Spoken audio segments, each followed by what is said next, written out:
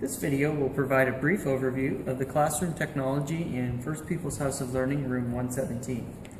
This is a dual projector classroom which allows the user to display two media sources at the same time, such as the house PC and the dock cam with one on each screen, or if you prefer, you can display one source to both screens simultaneously. This classroom is also equipped with a Panopto lecture capture system with the camera mounted on the ceiling at the back of the room. All the controls for the classroom's AV are located on the touch panel on the podium.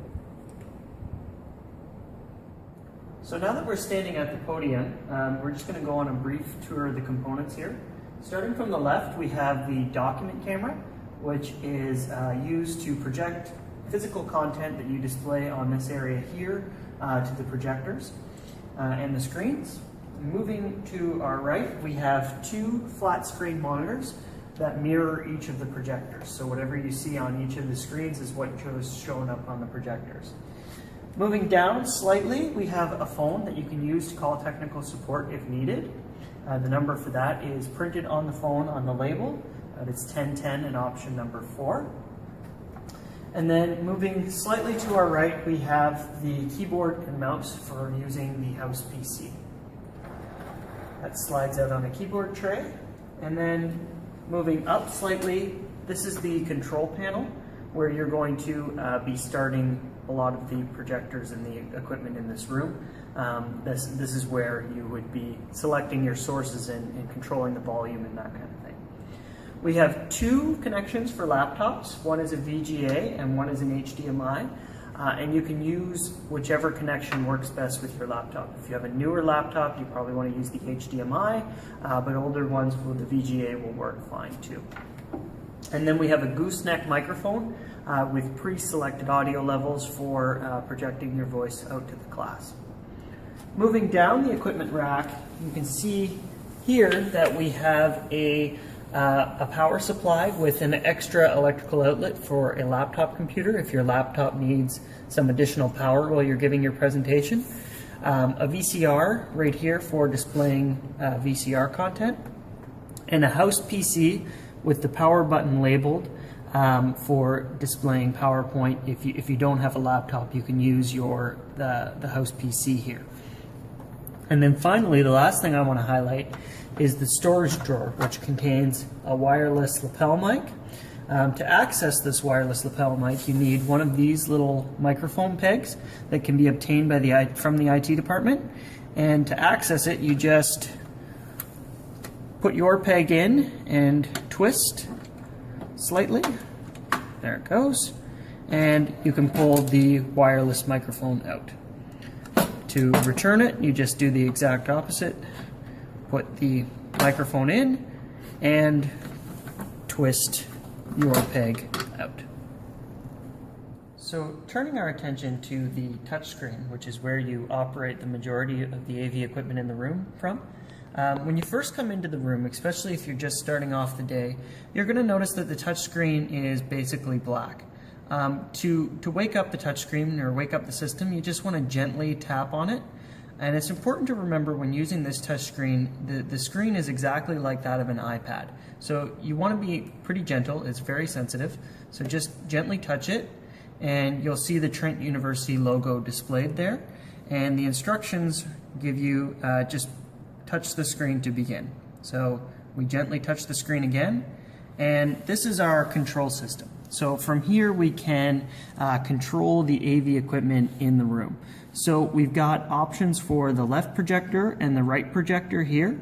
You can pick your sources, turn them off and on, and there's also a pick mute button which will allow you to disable the projector temporarily if you don't want the students to see you getting started. Volume controls are over here with controls for the microphones too. And then the last section that we have is down here, which is the camera control area. And that's where you control the Panopto camera. So you've got power off and on, and 5 presets for your camera angle, depending on what you want to show on the Panopto video. So when you're ready to start your presentation, the first thing that you want to do is make sure that the monitors are on. The previous user may have turned them off for you just to save some power, and that's perfectly fine. But you don't want to get caught with some blank monitors. So what you want to do is you want to first check to see if there's a little power LED under here. That's a little light indicator that lets you know if the monitor is off or on. If you don't see anything there, it means that the monitor is off. And all you have to do is just reach around to the side a little bit, and there's a power button right there, labeled power. So you just want to push it, and that will change the LED. You can see here now that it's turned to white. Okay? And I'm just going to do the second monitor too to make sure that they're both on. Turn on the second one here by pushing the power button, and we're good to go. So don't be too alarmed if there's no content displayed on the screen. We have to turn that on the control panel. So I'm just going to turn my monitor back, and now I can go ahead and fire up the system. So to start the system, I'm just going to turn on both projectors by tapping the on button on each of them. And when I do that, the screens are going to come down and the projectors are going to fire up. So there's one and there's two. Again, you just want to gently press them because the screen is very sensitive. And it'll take about 45 seconds for the projectors to warm up. And while they're warming up, you can see here that the on light is blinking. Okay, so that means the projector's warming up. When that changes to a solid blue light, the projectors are ready to go. Now that my projectors are firing up, I can just gently tap my source. It's pre-selected for lectern PC, which is what we want, but if you wanted to use your laptop or a document camera or the VCR, this is when you would push those buttons. So now that I've got my projectors all fired up and ready to go, I just want to come down here to the rack and turn on my PC. The PC may already be on, and that's fine too, but if it's not, you just want to gently push this power button right here that's labeled. I'm going to push power, and the PC is going to start coming up. As soon as you do that, the screens on the monitors and on the projectors should start to display content from the PC. So you can see on my screens here that Windows is starting, the PC is booting up. This is all perfectly normal.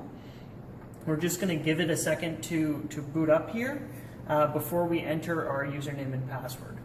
So my screens are up, everything's good, and I'm just going to pull out the keyboard tray and I'm going to log in with my regular Trent username and password.